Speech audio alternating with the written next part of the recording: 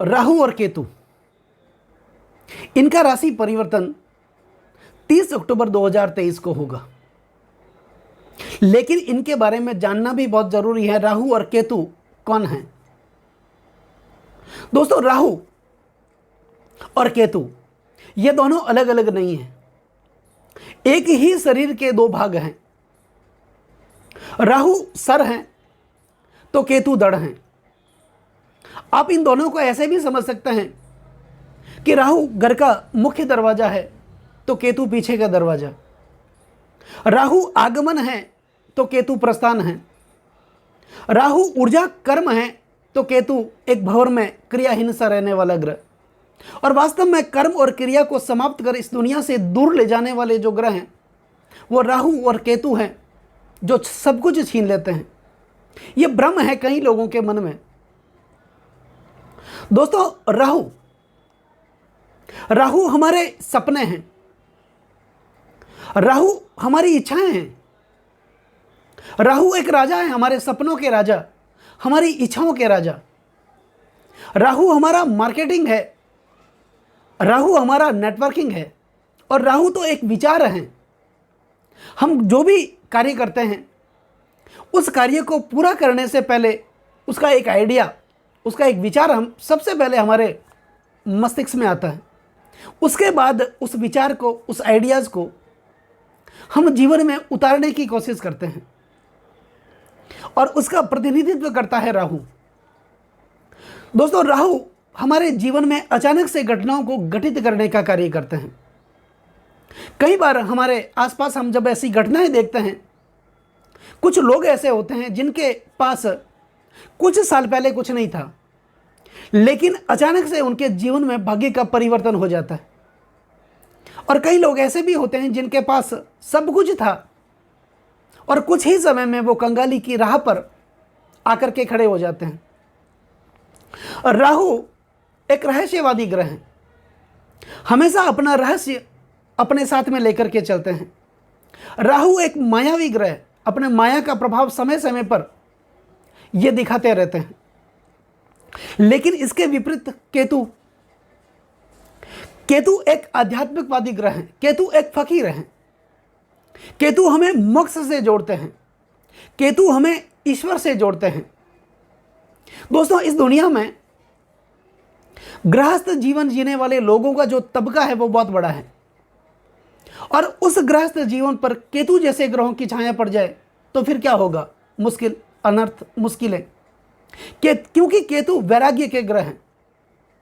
इस संसार के सुख को हरने वाले, संसार के आकर्षण को खत्म करने वाले जो ग्रह हैं वो केतु हैं।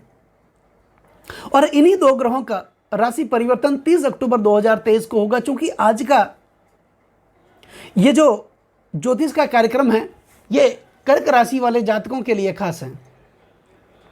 और ये जो राशि वाले आपकी जन्म की राशि चंद्र राशि पर आधारित है। और अगर आपको अपना लग्न पता है तो आप इस वीडियो को अपनी लग्न राशि के अनुसार देखें।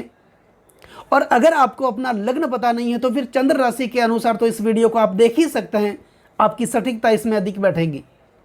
और ज्योतिष से संबंधित आप मुझसे परामर्श चाहते हैं तो वीडियो और चैनल के डिस्क्रिप्शन में मेरे कॉन्टैक्ट नंबर हैं, आप मेरा संपर्क कर सकते हैं। दोस्तों, राहु और केतु की बात हो रही है और कर्क राशि वाले जातकों के लिए आपको शायद याद होगा 12 अप्रैल 2022 की वो तारीख थी जब राहु ने अपना राशि परिवर्तन किया था और कर्क राशि वाले जातकों के 10वें भाव में मंगल की राशि मेष राशि में ये विराजमान हुए थे। लगभग 17 महीनों तक राहुदेव आपके 10वें भाव में विराजमान थे। लेकिन 30 अक्टूबर 2023 को यही राहुदेव फिर से अपना राशि परिवर्तन करेंगे और आपके 10वें भाव से निकल करके आपके भाग्य स्थान में देवगुरु बृहस्पति की स्वराशि और अपने गुरु शुक्राचार्य की उच्चस्थ राशि मीन राशि में इनका गोचर होगा। और केतु लगभग 17 महीनों से आपके चतुर्थ भाव में, आपके सुख भाव में विराजमान थे। और इन्हीं केतु का गोचर 30 अक्टूबर 2023 को आपके तीसरे भाव में कन्या राशि में होगा। तो हमारे लिए जानना यह सबसे पहले जरूरी है कि कर्क राशि वाले जातकों के लिए पिछले 17 महीनों से केतु ने किस प्रकार का फल दिया होगा और आने वाले 18 महीने 30 अक्टूबर 2023 के बाद जब इनका राशि परिवर्तन होगा आपके नवम भाग्य स्थान के अंदर, तो किस प्रकार का फल आपके लिए 18 महीनों में वो लेकर के आएंगे। जिनको ये नहीं पता है उनको ये मैं बता दूं कि राहु और केतु का राशि परिवर्तन 18 महीनों का होता है और ये दोनों ग्रह हमेशा वक्र चाल ही चलते हैं दोस्तों। लेकिन 25 मई 2025 तक ये आपके भाग्य स्थान के अंदर, आपके नवमें भाव के अंदर विराजमान रहेंगे लगभग 18 महीनों के लिए। अब जब ये आपके दसम भाव में विराजमान थे तो दसम भाव में ऐसा कहा जाता है कि राहु देव हमेशा अच्छा फल प्रदान करते हैं, क्योंकि दसम भाव होता है हमारे सपनों का, हमारी इच्छाओं का, हमारे मान सम्मान और प्रतिष्ठा का, हमारी प्रसिद्धि का और हमारे कार्य क्षेत्र का। और दसम भाव में जब राहु विराजमान होते हैं तो हमें प्रसिद्धि दिलाते हैं, मान सम्मान दिलाते हैं, उच्च पद की प्राप्ति करवाते हैं और हमारे कार्य क्षेत्र में हमें प्रगति की ओर लेकर के जाते हैं। लेकिन इस प्रकार का फल तो हमें पिछले 17 महीनों से देखने को मिला ही नहीं। लेकिन इसका भी एक कारण है, केतु आपके दसम भाव में विराजमान थे लेकिन मंगल की राशि मेष राशि में विराजमान थे। मंगल और राहु ये दोनों शत्रु ग्रह माने जाते हैं और मैं आपको ये बता दूं कि राहु मेष राशि को कभी भी रिप्रेजेंट नहीं करते हैं। इसके अतिरिक्त अगर देखा जाए तो पिछले 17 महीनों से आप विपरीत परिस्थितियों का सामना तो कर ही रहे थे, लेकिन 22 अप्रैल 2023 की वो तारीख थी जब देवगुरु बृहस्पति ने भी अपना राशि परिवर्तन किया था और आपके दसम भाव में विराजमान हुए थे। तो यहां पर राहु तो पहले से विराजमान थे ही। राहु और देवगुरु बृहस्पति की एक युति बनी, जिन युति से एक योग निर्मित हुआ, उसका नाम है गुरु चंडाल योग। उस योग के, क्योंकि गुरु तो है ही ज्ञान के कारक और देवताओं के गुरु हैं और राहु एक दैत्य ग्रह है, तो देवताओं और दानवों के बीच कभी बनती नहीं है। तो यहां पर गुरु चंडाल योग की वजह से भी आपको विपरीत परिस्थितियों का सामना करना पड़ा। लेकिन यही राहु देव 30 अक्टूबर 2023 को अपना राशि परिवर्तन करेंगे और आपके दसम भाव से निकल करके आपके नवमें भाव आपके भाग्य स्थान के अंदर हालांकि आएंगे देवगुरु बृहस्पति की राशि में। लेकिन यह नहीं भूलना चाहिए कि मीन राशि ये शुक्राचार्य की उच्चस्थ राशि भी हैं और जब राहु देव आपके भाग्य स्थान में होंगे तो भाग्य स्थान के स्वामी एक भाव आगे ही विराजमान हैं, जिससे इन दोनों ग्रहों के बीच, राहु और गुरु के बीच तात्कालिक मैत्री का योग बनेगा। और जब राहु अपने गुरु शुक्राचार्य की उच्चस्थ राशि में जाएंगे तो फिर ये फल किसका देंगे? ये शुक्राचार्य का ही फल देंगे, क्योंकि अक्सर इनके बारे में कहा जाता है कि राहु की अपनी कोई राशि नहीं होती, ये जिस राशि में विराजमान होते हैं उस राशि के स्वामी का ही फल प्रदान करते हैं। तो यहां पर शुक्राचार्य की उच्चस्थ राशि है, इसके हिसाब से भी देखा जाए तो ये आपके भाग्य में परिवर्तन तो लाने ही वाले हैं। इसका जिक्र बाद में करेंगे। लेकिन जब ये आपके दसम भाव में विराजमान थे तो किस प्रकार का फल आपको 17 महीनों से दे रहे थे? दसम भाव होता है आपके सपनों का, आपकी इच्छाओं का, आपकी मान सम्मान और प्रतिष्ठा का, आपके कार्य क्षेत्र का, आपके विदेश यात्रा का। तो निश्चित तौर पर मानिए कि जब राहु देव आपके दसम भाव में थे, जो सपने आप पिछले 17 महीनों से देख रहे थे, जो इच्छाएं आपकी पिछले 17 महीनों से दबी हुई थी मन में ही मन में, वो इच्छाएं, वो सपने आपके पूर्ण नहीं हुए। कार्य आप कर रहे थे, मेहनत आप कर रहे थे, लगातार प्रयास कर रहे थे, आगे बढ़ने के लिए आपने तनतोड़ मेहनत की, लेकिन उस कार्य का पूर्ण प्रतिफल आपको नहीं मिला। आप जैसे जैसे आगे बढ़ने की कोशिश कर रहे थे वैसे वैसे आप पीछे चले जा रहे थे। तो यहां पर आपको बहुत सारी कठिन समस्याओं का सामना भी करना पड़ा। आपके अपने लोग जिनका आपने सुख दुख में साथ दिया, सुख दुख में आप भागीदार बने, वे ही लोग दुख की घड़ी में आपका साथ छोड़ करके चले गए। आप कर्ज से संबंधित परेशानियों का भी सामना कर रहे थे।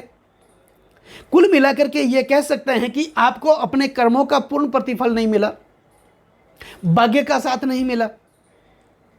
लेकिन राहु जब यहां विराजमान थे आपके दसम भाव के अंदर, तो राहु की 3 दृष्टियां होती हैं, पंचम दृष्टि, सप्तम दृष्टि और नवम दृष्टि। जब ये आपके दसम भाव में विराजमान थे तो यहां से राहु की जो पंचम दृष्टि जा रही थी 1, 2, 3, 4 और 5 आपके धन भाव पर। तो पिछले 17 महीनों से आपके धन के प्रभाव को राहु देव ने रोक करके रख दिया था। पैसे आ तो रहे थे, लेकिन उस पैसों का संचय, उस पैसों की बचत आप नहीं कर पा रहे थे। अगर 10 रुपए का बचत आप करने की कोशिश भी कर रहे थे तो 20 रुपए का खर्च आपके लिए तैयार खड़ा था।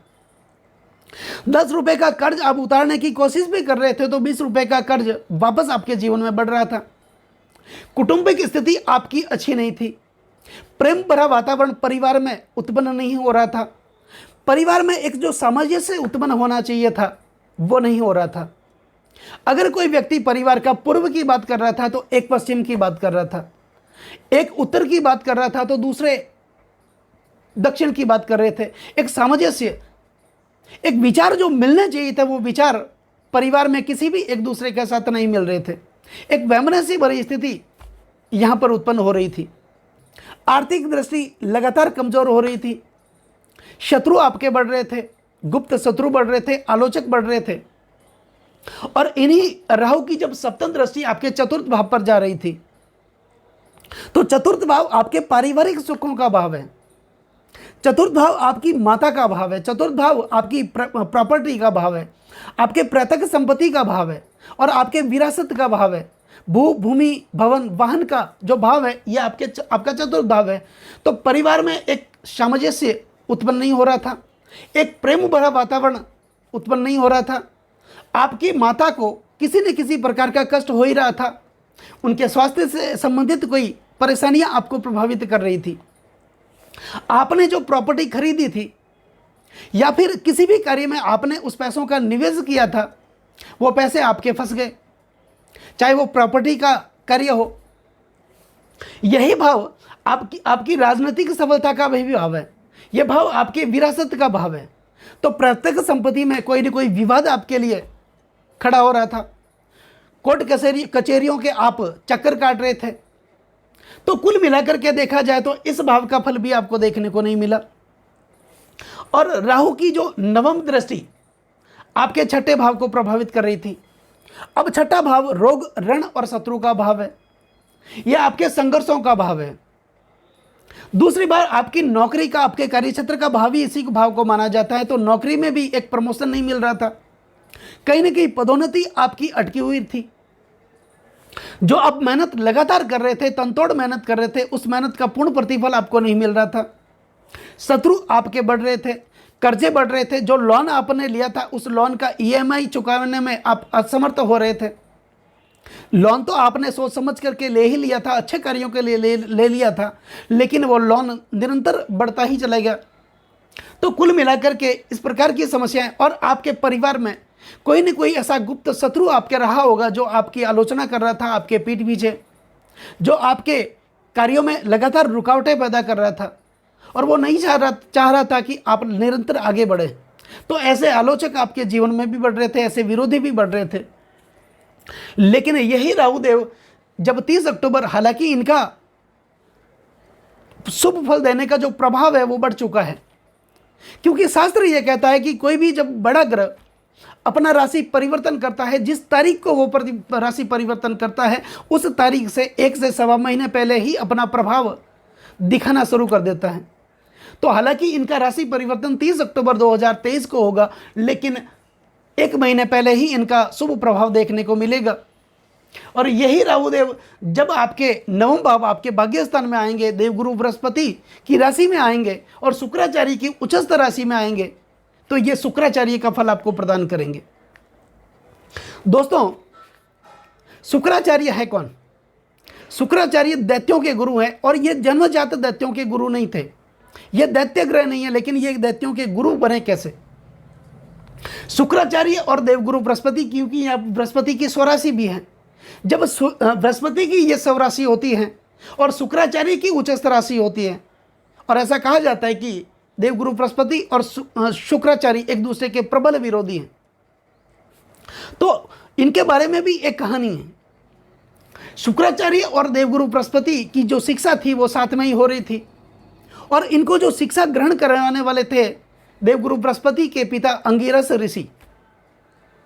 तो इनकी शिक्षा साथ में हो रही थी, और अपने पुत्र मोह के कारण देवगुरु बृहस्पति के पिता अंगिरस ऋषि का ध्यान बृहस्पति के ऊपर ज़्यादा जा रहा था। इस बात से कुपित होकर के, नाराज होकर के शुक्राचार्य वहां से निकल गए। काफी वर्षों के बाद जब उनको पता चला कि सभी देवताओं ने मिलकर के देवगुरु बृहस्पति को देवताओं का गुरु बनाया है, तो शुक्राचार्य और भी ज़्यादा कुपित हुए, क्रोधित हुए, और उन्होंने उस समय ही निश्चित कर लिया था कि मैं दैत्यों का गुरु बनूंगा और उनका प्रतिशोध का बदला मैं लूंगा। और तब से वो दैत्यों के गुरु बने। और जब दैत्यों और दानवों के बीच युद्ध हुआ, उस युद्ध में दानव लगातार हार रहे थे, तो शुक्राचार्य ने सोचा कि ऐसे तो सभी दैत्य धीरे धीरे एक एक करके खत्म हो जाएंगे। और तभी शुक्राचार्य ने भगवान महादेव का कठोर तपस्या की, और उन्हीं तपस्याओं से शुक्राचार्य ने एक मृत संजीवनी जो मंत्र है वो महादेव से प्राप्त किया, और उस मंत्र के कारण जो भी दैत्य उस युद्ध में मारा जाता था, तो शुक्राचार्य उस दानव को जीवित कर लिया करते थे। ऐसे अगर देखा जाए तो शुक्राचार्य ज्ञान में देवगुरु बृहस्पति से भी निपुण थे, और यही कारण है कि जब देवगुरु बृहस्पति के जो पुत्र हुए थे कच्छ, जब वो विद्या लेने योग्य बने, उनकी उम्र हुई विद्या ग्रहण करने की, तो उनके पिता अंगिरस ऋषि ने अपने पुत्र से कहा कि अब तुम विद्या ग्रहण करने योग्य बन चुके हो, और तुम्हें विद्या से जो ज्ञान से जो अवगत करवा सकते हैं वो हैं शुक्राचार्य। तो आप समझ सकते हैं कि ज्ञान के देवता ने अपने पुत्र को ज्ञान प्राप्त करने के लिए शुक्राचार्य से कहा। तो शुक्राचार्य की उच्चस्थ राशि मीन राशि मानी जाती है, हालांकि ये बृहस्पति की अपनी राशि है। और यही राहुदेव जब अपने गुरु शुक्राचार्य की उच्चस्थ राशि में आपके भाग्यस्थान के अंदर आएंगे, तो निश्चित तौर पर मानिए कि ये आपके भाग्य में वृद्धि करेंगे। जो कार्य आपका रुका हुआ था पिछले 17 महीनों से, वो कार्य आपका पूर्ण होने लगेगा, भाग्य का साथ आपको मिलेगा। पिता के साथ किसी भी प्रकार का वैमनस्य आपका चल रहा था, तनाव चल रहा था, वो तनाव आपका दूर होगा, और आपके पिता के साथ आपके संबंध अच्छे होंगे। आपको आर्थिक लाभ की प्राप्ति अपने पिता से होगी। और इस भाव जो कि ये धर्म का भाव भी माना जाता है, अध्यात्म का भाव भी माना जाता है, तो भगवान के प्रति आस्था आपकी बढ़ेगी, ईश्वर के प्रति आपकी आस्था बढ़ेगी। और ये जो भाग्य भाव हैं, ये आपके विदेश यात्रा का भी भाव माना जाता है। तो कुल मिलाकर के विदेशों से भी आपको आय की प्राप्ति हो सकती है, रोजगार के नए नए अवसर आपके लिए उत्पन्न होंगे, आय के नए नए स्रोत आपके लिए उत्पन्न होंगे। और यही जब राहु देव आपके भाग्य स्थान में होंगे, तो यहाँ से राहु की पंचम दृष्टि 1, 2, 3, 4 और 5 आपके लग्न भाव पर जाएगी। दोस्तों, लग्न भाव यह हमारा अपना भाव होता है। इससे हमारा आचरण, हमारा स्वभाव, हमारे रंग रूप, हमारे गुण दोष, कद काठी, व्यक्तित्व और हमारे स्वास्थ्य का विचार किया जाता है।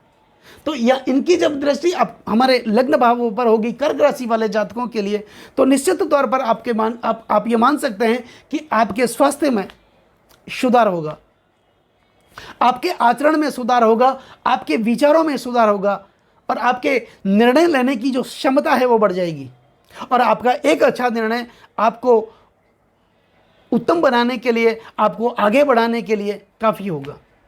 और यही जब राहु देव आपके भाग्य स्थान में होंगे और राहु की सप्तम दृष्टि जाएगी आपके तीसरे भाव के अंदर, और यही तीसरा भाव आपके छोटे भाई बहनों का भाव है।